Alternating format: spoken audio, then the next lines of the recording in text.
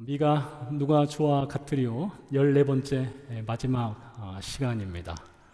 지난 13주간에 걸쳐서 우리는 미가서를 1장부터 배워왔습니다.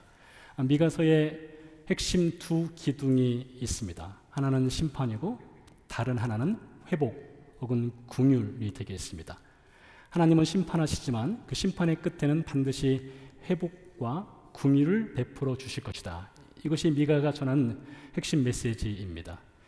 이것은 미가뿐만 아니라 다른 선지자들도 같은 내용으로 말씀을 전했습니다. 이사야, 에레미야, 에스겔, 하박국, 아모스 이런 모든 선지자들이 같은 패턴으로 말씀을 전했어요. 하나님은 죄를 심판하시지만 그 끝에는 반드시 회복의 은혜를 주신다. 이것이었죠. 그러고 나서 이제 미가는 7장 마지막 18절부터 20절 사이에서 결론을 내리게 됩니다. 미가의 결론의 시작은 이렇게 됩니다. 주와 같은 신이 어디 있으리까? 주와 같은 신이 어디 있으리까? 달리 말하면 세상에 많은 신들이 있다라고 말하지만 그 어떤 신도 하나님과 비교할 수 없고 그 어떤 신도 하나님과 견줄 수 없다. 하나님은 독보적이다. 하나님은 유니크하다. 하나님은 특별하다. 이것을 주와 같은 신이 어디 있으리요? 이것으로 말을 하는 것입니다. 그렇다면 미가가 증언하는 주와 같은 신은 어디 있으리요? 주님의 특별함, 유니크함, 독특함, 그것은 무엇일까요? 오늘 이 질문에 대해서 본문을 통해서 답을 찾아보려고 합니다. 먼저 18절을 보도록 하겠습니다. 주와 같은 신이 어디 있으리까? 주께서는 죄악과 그 기업에 남은 자의 허물을 사유하시며 인애를 기뻐하심으로 진노를 오래 품지 아니하시나이다. 자, 18절은 하나님의 세 가지 성품을 우리에게 가르쳐 주고 있습니다. 첫 번째는 하나님은 죄악과 허물을 용서하시는 분이다. 두 번째는 하나님은 인애, 달리 말하면 사랑, 은혜, 긍휼을 기뻐하시는 분이다. 세 번째는 하나님의 진노의 유통기한은 매우 짧다. 죄와 허물을 용서하시는 하나님, 인애를 기뻐하시는 하나님, 그리고 진노를 오래 품지 아니하시는 하나님. 이 하나님의 세 가지 성품을 미가가 오늘 가르쳐 주고 있습니다. 자, 그런데요, 이 성경의 배경이 되는 고대 근동, 흔히 메소포타미아 혹은 이집트라고 할 수도 있겠고요. 이 고대 시대 당시에 사람들도 각자의 신을 섬겼습니다. 이 성경에도 보면 수많은 신들의 이름이 등장을 하지요. 근데 그 사람들도 종교 생활을 했고 각자 나름대로 신을 섬겼는데 그들의 신들은 어떨까요? 그들의 신들에게는 인애도 없고 사랑도 없고 긍휼도 없고 용서도 없고 진노만 있는 신들일까요? 여러분 어떻게 생각하십니까? 고대 시대 당시에 종교 생활을 엿볼 수 있는 이 자료들을 보게 되면 이스라엘의 하나님이나 다른 나라의 신들이나 크게 차이점을 발견할 수가 없습니다. 큰 차이점이 없어요. 다른 나라 신들도요, 용서하시는 신입니다. 자비를 베푸는 신들이에요. 진노하지만 그 진노를 오래 품지 않는 신들입니다. 그래서 이스라엘 백성들이 우리 하나님은 용서하시는 하나님이시오. 우리 하나님은 인애가 많으시오. 우리 하나님은 진노를 오래 품지 않으시오 라고 말한다면 다른 종교, 다른 신들을 섬기는 사람들 역시 마찬가지로 우리 신도 똑같아. 이걸 말할 수 있는 카드가 다 있었던 것입니다. 차이점이 별로 없다는 것이죠. 그래서 이런 경우에 어떻게 우리는 하나님의 특별함, 하나님의 독보적이고 유니크한 그 독특함을 찾아낼 수 있을까요? 어디에서 발견할 수 있을까요? 이런 경우에 우리는 다른 성경을 통해서 하나님의 특별함을 좀 찾아볼 필요성이 있습니다. 사도행전 17장으로 한번 가보도록 하죠. 사도행전 17장은 바울이 두 번째 선교를 하던 중에 아테네를 방문했던 기록에 관한 내용이 있습니다. 바울이 아테네를 방문했습니다. 도시는 크지 않습니다. 하루 정도 걸으면 도시를 다 돌아볼 수 있는 사이즈였죠. 근데 바울이 돌다 보니 도시 곳곳에 신들을 새겨 만든 신상들이 있었던 것입니다. 마치 종교의 박물관이라고 할 수 있을 정도로 수많은 신들을 곳곳에 세워놓은 것을 보았어요. 바울이 그것을 보고 격분하게 되었습니다. 화가 머리끝까지 치밀어 오른 것이지요. 우상의 소굴을 보았으니까요. 근데 신들을 보다가 보니까 어느 한 신의 이름이 있는데 이름이 아주 특이했습니다. 그 신의 이름은 알 수 없는 신. 알 수 없는 신. 이름이 없는 신이에요. 누군지 모르지만, 어떤 존재인지 모르지만 알 수 없는 신이란 팻말이 붙은 신이 있었던 것입니다. 그래서 바울이 아레오바구라는 광장에 가서 그 당시 아테네에서 종교 생활을 하는 사람들, 아테네 철학자들과 함께 신에 관한 논쟁을 벌이게 됩니다. 바울이 이렇게 말하죠. 내가 너희를 보니까 종교심이 참 많구나. 그런데 너희가 만들어 새긴 신들 중에 알 수 없는 신을 보았다. 내가 이제부터 알 수 없는 신에 대해서 가르쳐 주마 라고 말하면서 하나님에 대한 이야기를 풀어갑니다. 그 알 수 없는 신은 하나님이란 신인데 그 하나님은 창조자이시다 라고 해서 하나님의 창조 역사부터 하나님의 성품, 하나님의 속성에 대해서 이야기를 풀어가다가 그 결론을 어떻게 내리느냐? 예수 그리스도로 결론을 내립니다. 그 하나님께서 그 아들 예수 그리스도를 세상에 보내셔서 십자가에 죽게 하심으로 우리의 죄를 속죄하셨다라는 말로 이어갑니다. 그러니까 바울이 그 수많은 신들 가운데 하나님의 특별함, 하나님의 유니크함을 말할 때 세상에 내려오셔서 사람을 위해 사람의 죄 때문에 죽는 신 이야기를 했던 것입니다. 자, 여기서 우리는 주와 같은 신이 어디 있으리요? 하나님만의 특별함, 하나님의 고유함, 하나님의 유니크함을 찾을 수 있는데 그것은 곧 신이 사람을 대신해서 사람의 죄 때문에 죽는다 이것입니다. 왜 사람을 대신해서 죽는 신의 이야기가 특별한 것일까요? 오늘날까지 발견된 고대 시대 당시의 종교와 관련된 모든 문서들, 그리고 세상에 존재하는 우리가 알고 있는 모든 종교들, 기독교를 제외한 모든 종교들은 교리라고 하는 것이 있습니다. 교리. 신에 관한 이야기가 다 있어요. 근데 그 어떤 고대 시대 당시의 신에 관한 이야기도, 현존하는 모든 종교의 신에 관한 이야기에도 그 어떤 신도 사람을 대신해서 사람의 죄를 용서하기 위해 신이 죽었다라는 내용은 없다는 것입니다. 바울 시대도 그렇고요, 미가 시대도 그렇고요, 오늘날도 그렇습니다. 때문에 주와 같은 신이 어디 있으리요? 세상 모든 신과 비교해서 하나님만의 특별함, 하나님만의 유니크함을 말할 때 그 유니크함, 특별함은 무엇입니까? 사람의 죄를 속죄하기 위해 죽는 신, 이것이었던 것이죠. 오늘 바울이 아레오파고에서 아테네의 철학자들에게 사람을 대신해서 죽는 신 이야기를 했습니다. 그들이 깜짝 놀랍니다. 세상에 그런 신이 존재한단 말인가 하고 놀라는 것이죠. 그들은 그런 이야기를 처음 들었기 때문에 깜짝 놀랄 수 있겠으나 성경을 보게 되면 이 성경에는 창세기부터 요한계시록까지 거의 모든 이야기가 사람을 대신해서 죽는 신 예수 그리스도의 이야기로 가득 차 있습니다. 몇 가지를 살펴보면 창세기 3장을 예로 들 수가 있겠죠. 우리가 잘 알고 있는 이야기입니다. 아담이 죄를 지었습니다. 무화과 나무 잎으로 옷을 만들어 입었습니다. 하나님이 찾아오시죠? 그 옷을 벗기고 대신 짐승의 가죽옷을 입혀주셨습니다.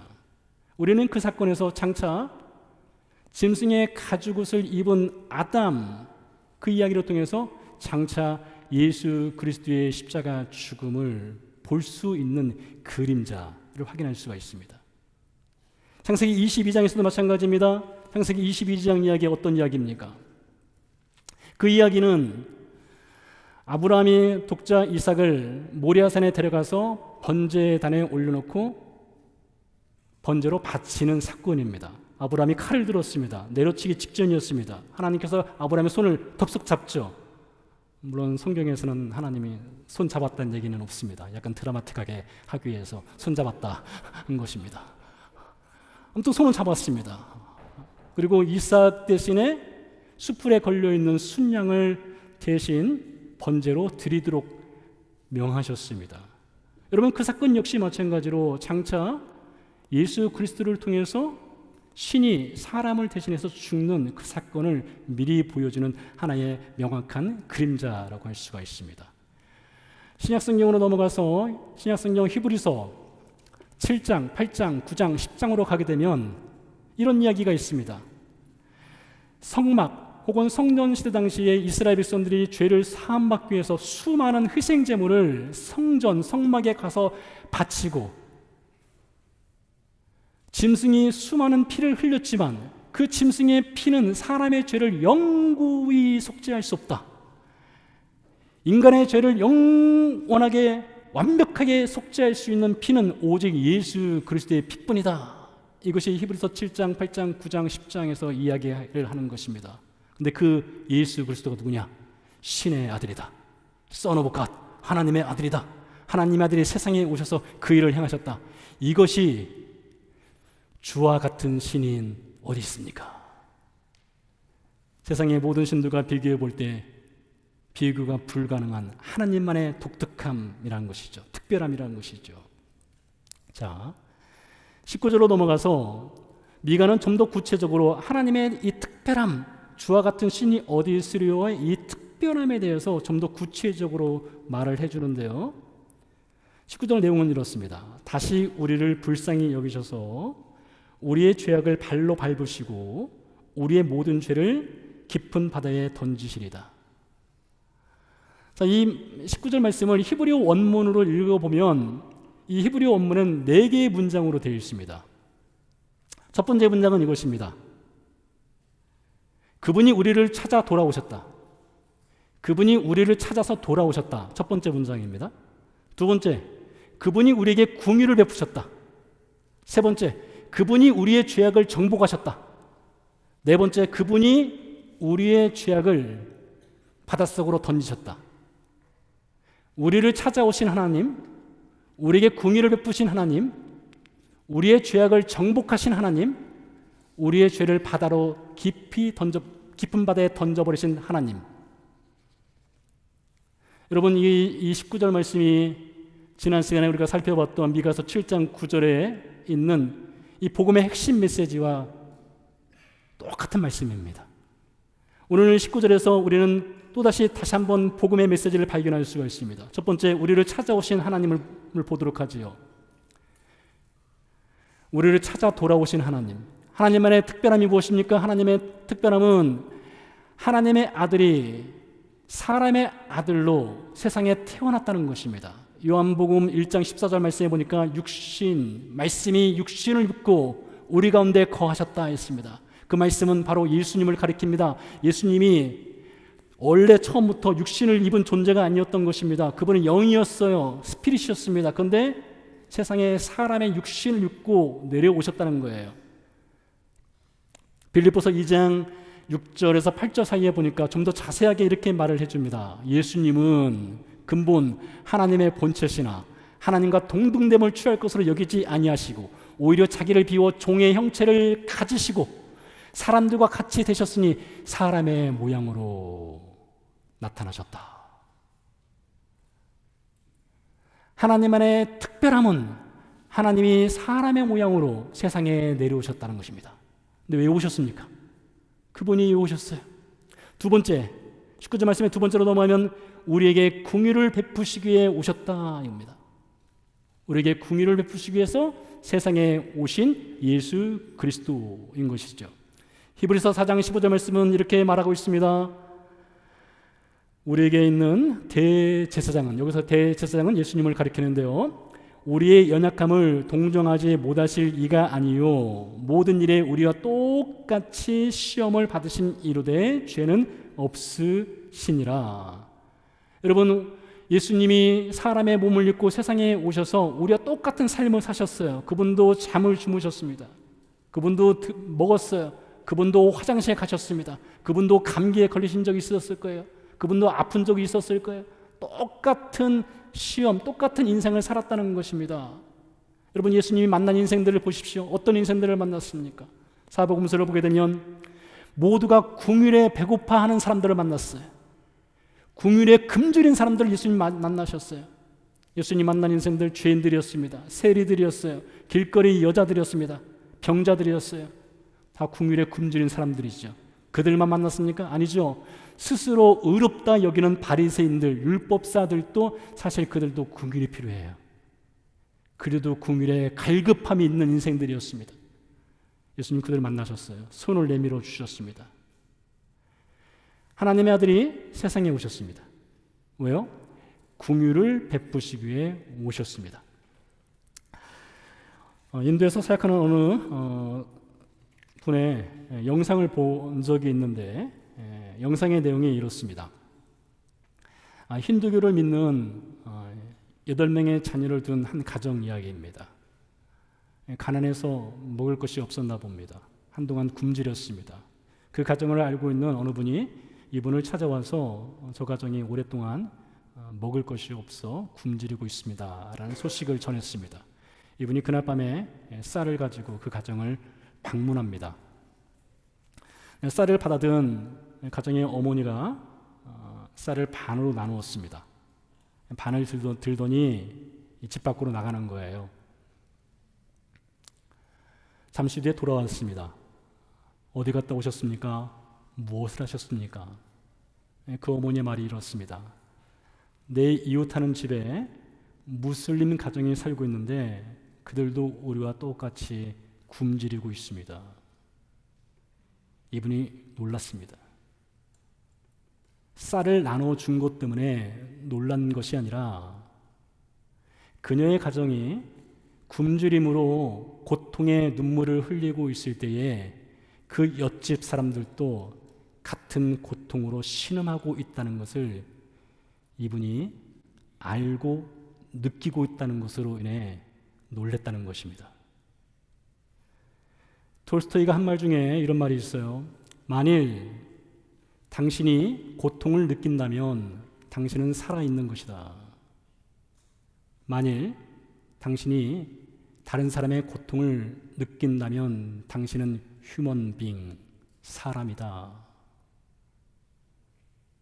우리는 우리의 고통을 느끼는 것은 당연합니다. 살아있는 사람이라면 다 그렇죠. 근데 다른 사람, 타인의 고통을 느껴야만 진정한 사람이다. 이것이죠. 여러분, 예수님께서 세상에 오신 목적이 무엇입니까? 세상에 오신 목적은 우리의 고통을 예수님의 고통으로 느끼시기 위해서 오신 것입니다. 내가 네 고통 알고 있어. 너의 아픔 내가 잘 알고 있어. 이 수준이 아닌 것입니다. 사람의 육신을 입고 오셔서 우리의 고통 속으로 들어오신 거예요. 우리의 아픔 속으로 찾아오신 것입니다. 그리고 그것을 당신의 것으로 짊어지신 것이에요. 이것이야말로 주와 같은 신이 어디 있으리요? 하나님의 특별함, 하나님의 유니크함, 하나님의 독특함이라고 할 수가 있는 것이죠.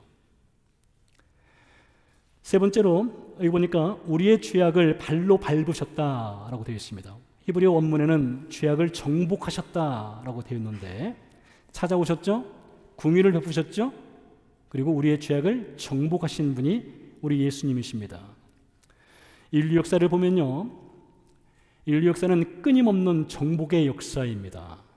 우주를 정복하죠. 산을 정복합니다. 바다를 정복합니다. 땅을 정복합니다. 나라를 정복합니다. 다른 사람을 정복해버립니다. 질병도 정복합니다.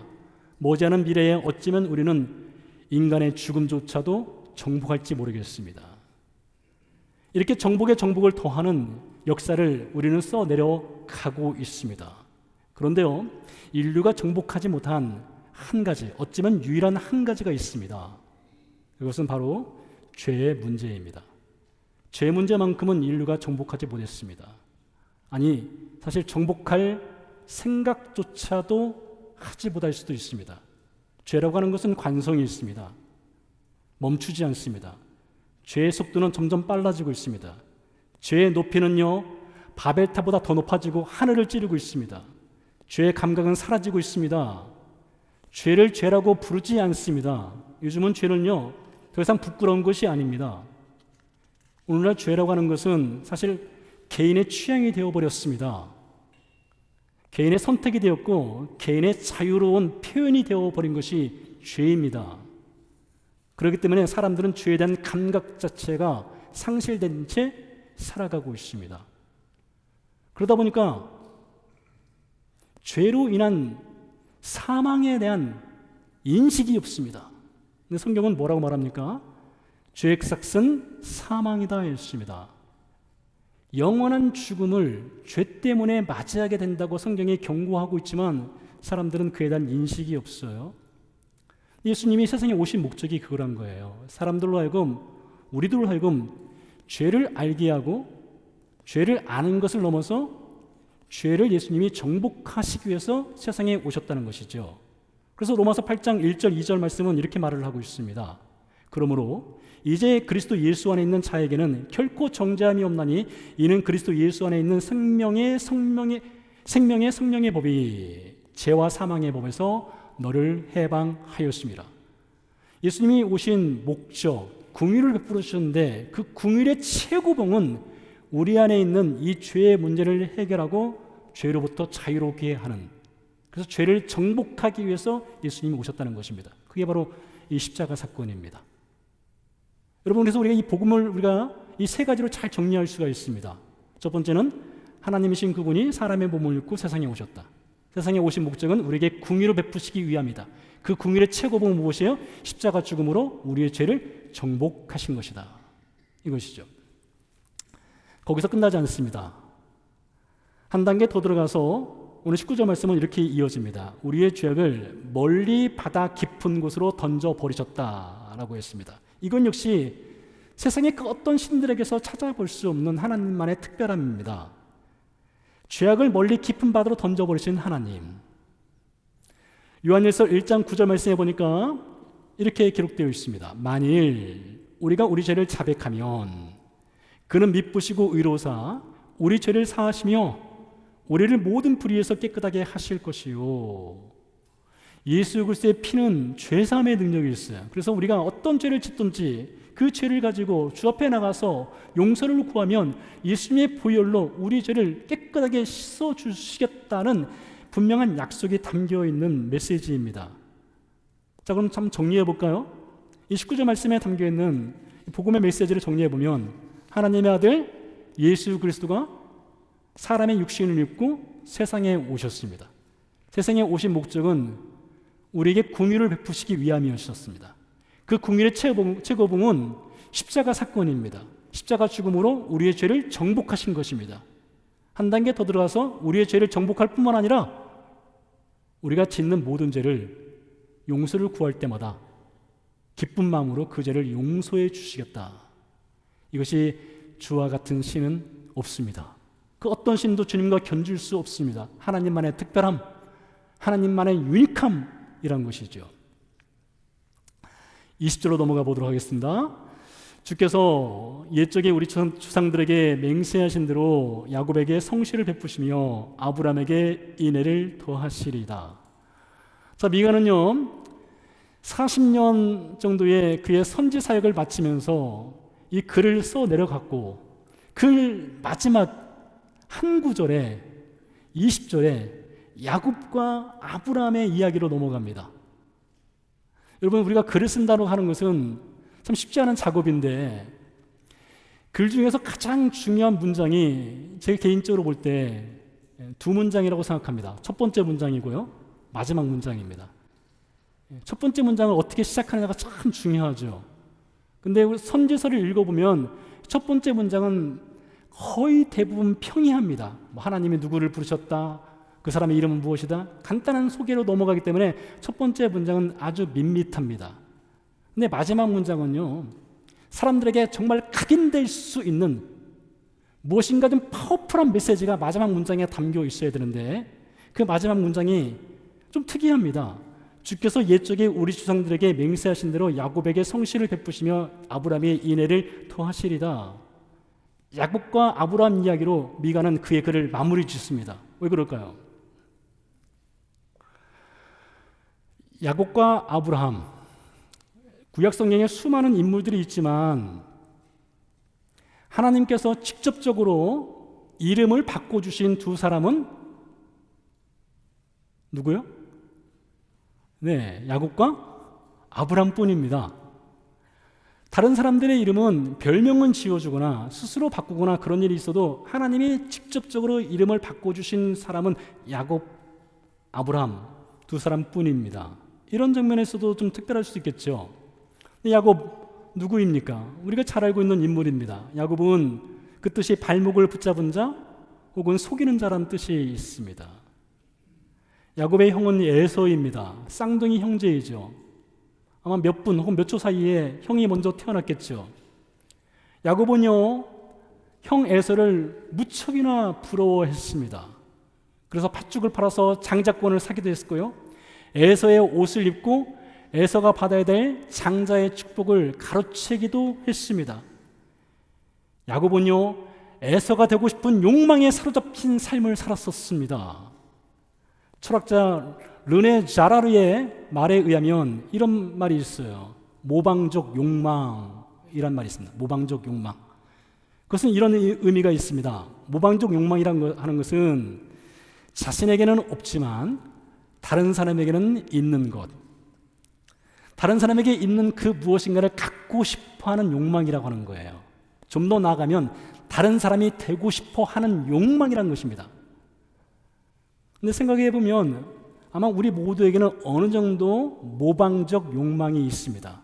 나에게는 없지만 저 사람에게는 있는 것, 갖고 싶고 심지어 그 사람이 되고 싶은 모방적 욕망이 사람들에게는 어느 정도 있어요. 근데 야곱은 그것이 정도가 좀 상당히 지나쳤던 것 같습니다. 그래서 속이고 장자권을 사기도 하고 축복을 가로채기도 하였던 것이죠. 근데 그 원인이 무엇일까요? 왜 야곱은 이 모방적 욕망에 사로잡혔던 것일까요? 에서에게는 있지만 야곱에게는 없는 한 가지 때문에 그렇습니다. 그것은 아버지의 사랑입니다. 아버지의 사랑. 창세기 25장 28절 말씀에 보니까 이삭은 에서가 사냥한 고기를 좋아하므로 그를 사랑하고 리브가는 야곱을 사랑하였더라. 야곱은 어머니 리브가의 사랑을 받는 것으로 만족할 수가 없었습니다. 아버지의 사랑을 받고 싶은데 아버지의 사랑은 에서가 독차지하고 있었던 것이죠. 그 사랑을 빼앗고 싶은 욕망에 사로잡혔던 것입니다. 그래서 형을 속이고 아버지를 속였습니다. 그 결과 야곱은 하란 땅에 가서 20년이란 정말로 죽을 고생하였습니다. 죽을 고생했어요. 그러면서 야곱이 가나안 땅으로 20년 만에 돌아오게 되죠. 야복강 앞에 섰을 때에 어떤 낯선 사람과 야곱이 밤새도록 씨름을 하는 장면이 있습니다. 그때 어떤 사람이 야곱에게 묻죠. 네 이름이 무엇이냐? 야곱입니다. 이제 후로는 너를 더 이상 야곱이라 부르지 말라. 너는 이스라엘이라 부르라 하며 새 이름을 주었습니다. 여러분, 이스라엘이란 그 뜻은 하나님과 겨루어 이겼다라는 뜻이 있습니다. 그런데요, 이스라엘 그 이름의 어원을 살펴 들어가게 되면 다른 두 가지 뜻이 더 있어요. 하나는요, 왕자 혹은 왕족이라는 뜻이 있습니다. 또 다른 하나는요, 정직, 올바름, 고듬 이런 뜻이 있어요. 하나님과 겨루어 이겼다 이 뜻도 있지만 왕자, 왕족, 정직, 올바름, 고듬 이런 뜻이 담겨 있습니다. 야곱이 이스라엘로 이름이 개명된 때가 그의 나이가 대략 30세, 40세도 아닌 거의 100살이 되었을 때쯤입니다. 거의 100살이 되었을 때 야곱은 이름이 바뀌게 되었어요. 하나님께서 야곱에게 이스라엘이라는 새로운 이름을 주신 목적이 무엇일까요? 이유가 무엇일까요? 너는 지금까지 야곱으로 살았다 이거예요. 모방적 욕망, 무엇인가 다른 사람의 것을 차지하기 위한 모방적 욕망에 사로잡힌 삶을 살았는데 이제부터는 너는 이스라엘이 되어라. 왕자처럼 살아라. 왕족처럼 살아라. 정직하게 살아라. 올바르게 살아라. 라는 의미로 거의 100세가 된 야곱에게 새로운 이름을 주었던 것입니다. 아브람은 어떻습니까? 아브람의 원래 이름은 아브람입니다. 아브람은 높은 자, 고귀한 자 혹은 강대한 자의 아버지란 뜻이 있습니다. 하나님께서 아브람을 아브라함으로 바꿔준 때가 아브람 나이에 99세 되었을 때입니다. 야곱과 비슷하죠? 거의 비슷한 때에 아브람 역시 아브라함으로 바뀌게 됐는데 그 이름의 뜻은 많은 민족의 아버지입니다. 근데 야곱과 아브람의 인생을 살펴보게 되면 이 두 인생의 공통점은 하나님이 이름을 새롭게 계명시켜 주었다 이것도 있지만 그들의 삶의 공통점이 또 있습니다. 야곱과 아브람은요 하나님으로부터 약속을 받은 인생이었습니다. 하나님이 직접 약속을 해주셨어요. 땅에 관한 약속을 주셨고요 자손에 관한 약속을 주셨습니다. 하나님의 약속은 분명했습니다. 그런데 삶의 현실은 전혀 달랐습니다. 하나님의 약속은 분명하지만 삶의 현실은 너무나 불확실했어요. 야곱의 삶은 너무나 불확실했습니다. 두려웠고요 불안했습니다.